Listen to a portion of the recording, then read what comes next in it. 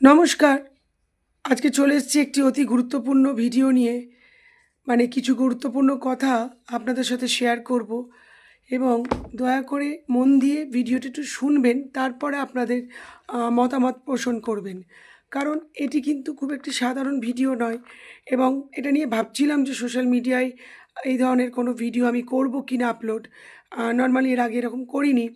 কিন্তু আজকে এই ভিডিওটা না নিয়ে এলে বা এই ভিডিওটা না করলে আমার যেন নিজের মনের মধ্যেই যেন একটা কেমন কি বলবো, উত্তেজনা আলোড়ন বা চলছে।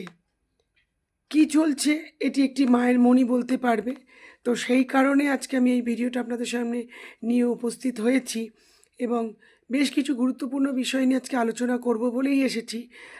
তাতে আপনাদের মতামত এবং আপনাদের অভিমত সবটাই আপনাদের বা দ্বিমত, সেই বিষয়ে অবশ্যই আমি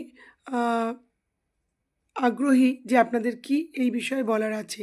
কারণ এই বিষয়টা কিন্তু সাধারণ একটি কন্টেন্ট ক্রিয়েটর হিসাবে কন্টেন্ট বানানোর জন্য নয়, ভিউজ পাওয়ার জন্য নয়।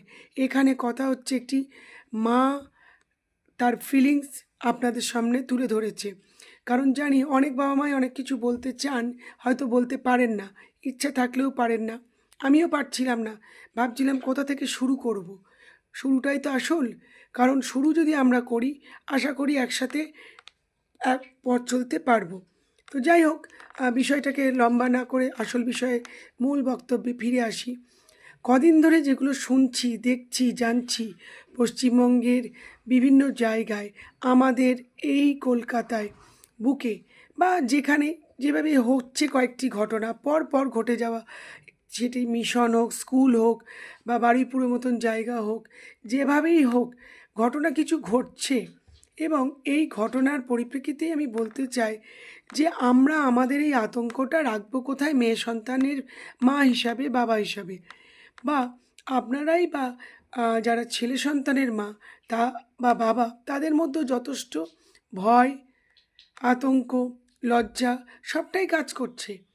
তাহলে কি আমরা আমাদের সন্তানদের স্কুলে পাঠাবো না, কলেজে পাঠাবো না, বাইরে কোচিং সেন্টারে পাঠাবো না, বা কোনো কিছু অ্যাক্টিভিটি শিখতে পাঠাবো না? আমরা সেখানে নিজেরা নিয়ে গেলেও যেমন বিপদগ্রস্ত হচ্ছি, সেখানে সন্তানদের একা ছাড়লেও বিপদগ্রস্ত হচ্ছি। তাহলে কি তাদের ঘরবন্দি করে রেখে দেব? ঘরেও কি সেফ?